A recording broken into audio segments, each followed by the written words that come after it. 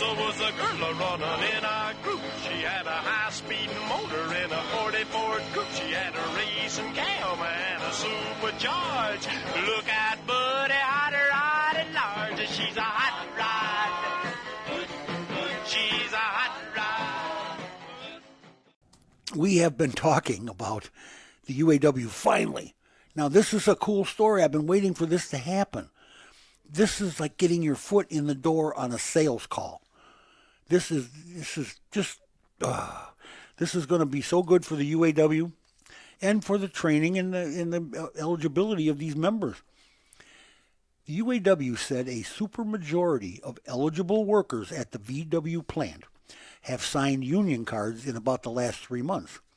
The workers have filed a petition with the National Labor Relations Board seeking a vote to join the union.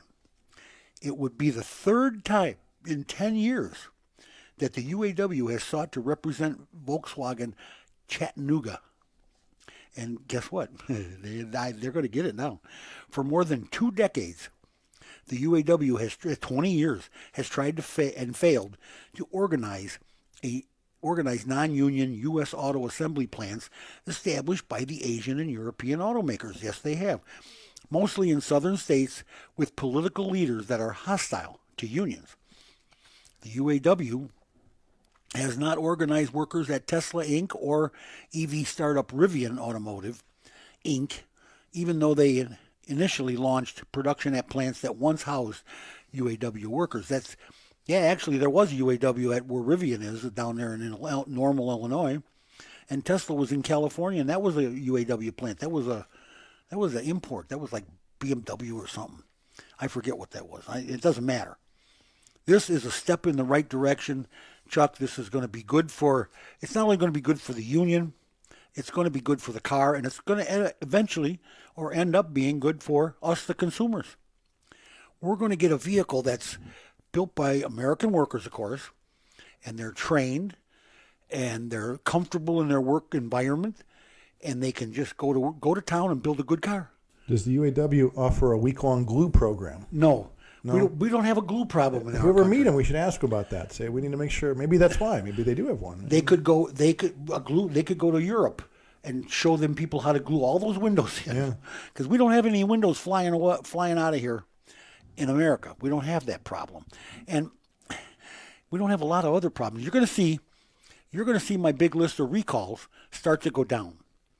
Every week it's going to be a little better and a little better to where they're building good cars by good American workers that are trained and ready to get in there and build those cars. I tell you, like I said before, I'm neither pro or anti-union, but I'm pro-training and I'm pro-product.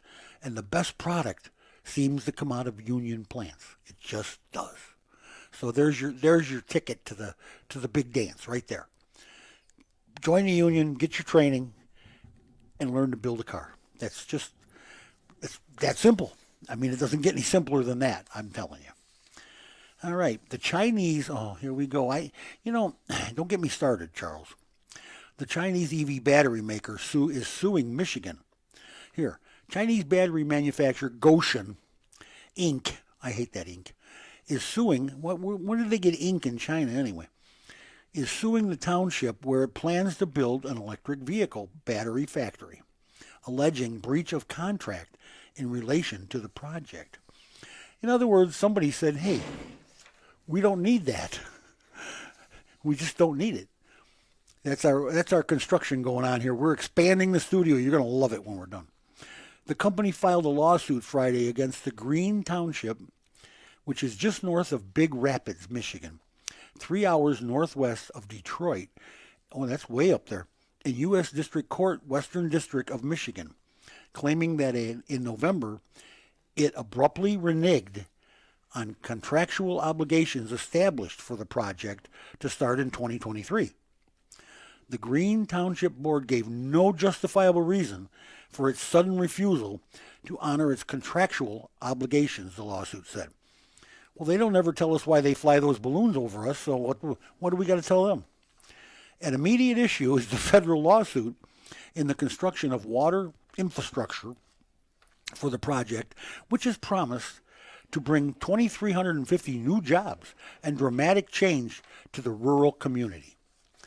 The broader issue is general opposition to the plant by newly elected township board members who replaced pro-factory board members in the November recall election. I'm going to tell you, Chuck, do you think do you really think this is? I think it's anti-Chinese. I think it's anti-Chinese feelings. I think it's not. Nobody wants us to deal with Chinese. They don't want to have.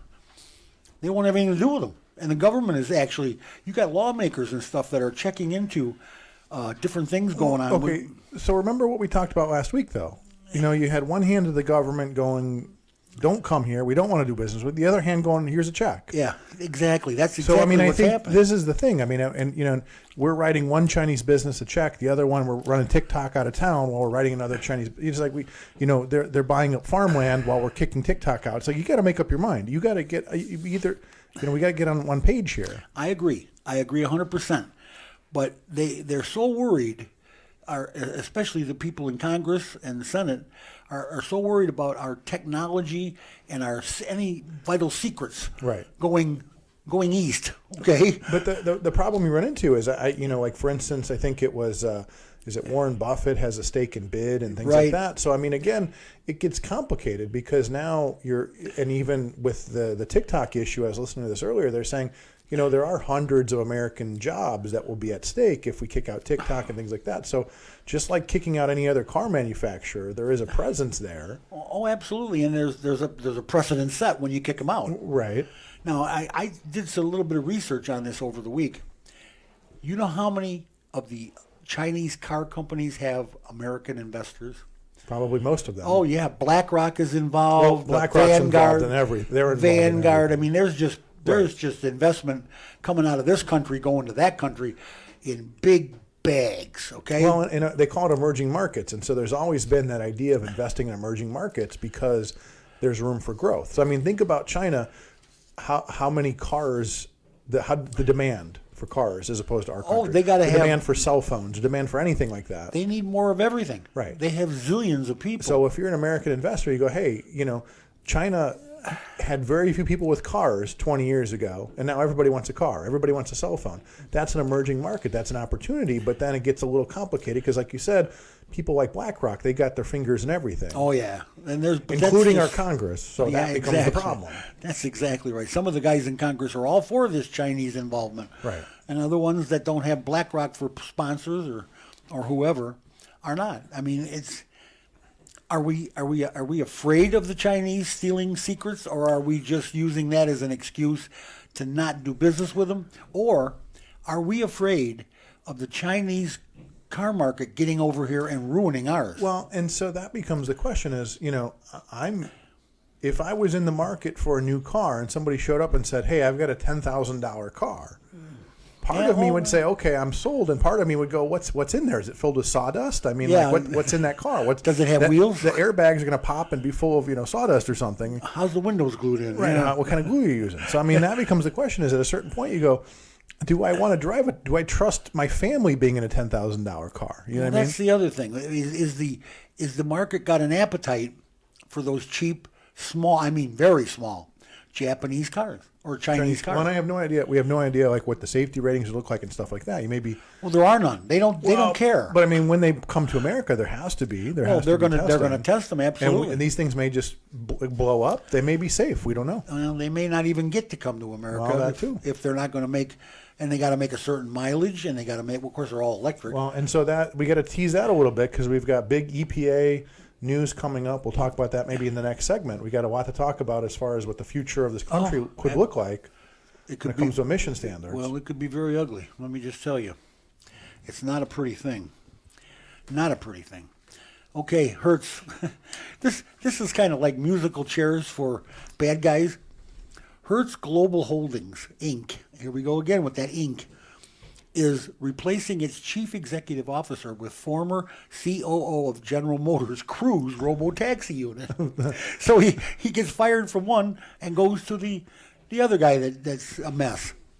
Stephen Scher, who ran Hertz for just over 2 years, after 3 decades of Goldman Sachs Inc., he worked for Goldman Sachs, has decided to step down. The retail car company said late Friday in a statement.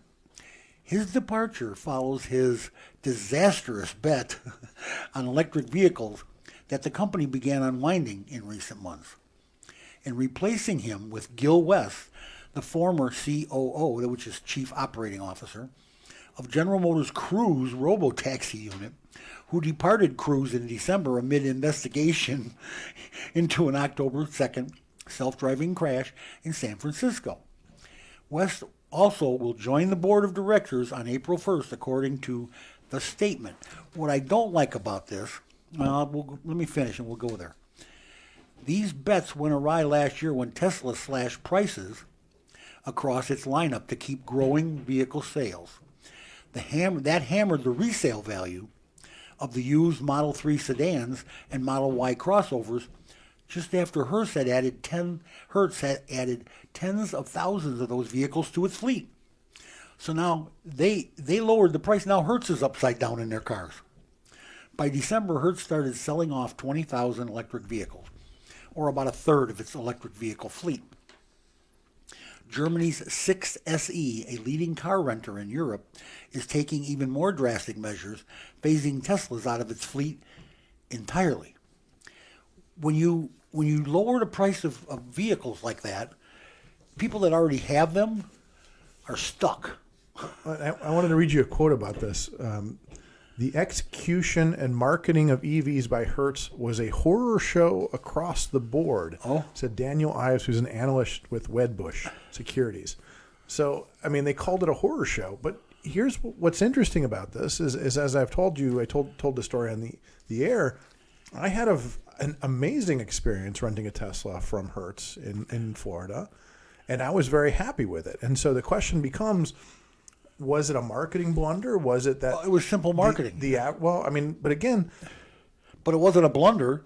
Tesla lowered the price. He didn't know Tesla was going to lower the price. Right, but I'm saying, okay, so going back to my story, I was able to rent a Tesla, drive it the entire weekend without having to worry about charging, bring it back to them. I had a Tesla that wasn't autonomous, but it had a lot of neat GPS. It had a display that was very helpful for navigating a city I had never driven in before. And so I overall had an amazing experience. That was my first time using a Tesla. And so the question is, what did they do wrong that somebody like me who actually, I came in and they said, hey, would you like us to upgrade you to a Tesla for free? I said, heck yeah, absolutely. I had a great experience.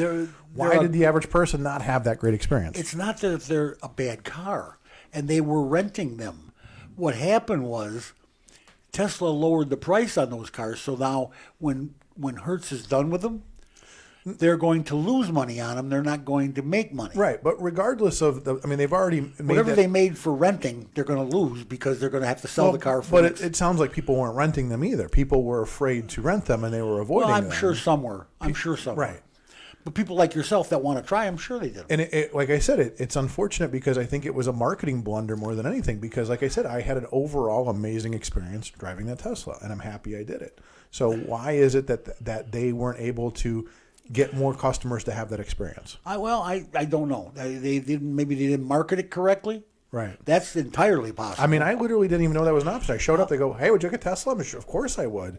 I didn't know that wasn't something they were promoting. See, now heavily. when you reserved that car, why didn't you know that? Exactly. I reserved known that. I reserved a regular car, and I got there, and they go, "Hey, would you like an upgrade to a Tesla for free?" I said, "Of course." Maybe they were overcharging. I don't know. Yeah, but they're pun intended. Yeah, overcharging. Overcharging. Give me a break. Oh well, you know what? I think it's mostly because of the drop in prices and the simple economic blunder that immediately Tesla drops the prices and immediately Hertz goes upside down in their fleet.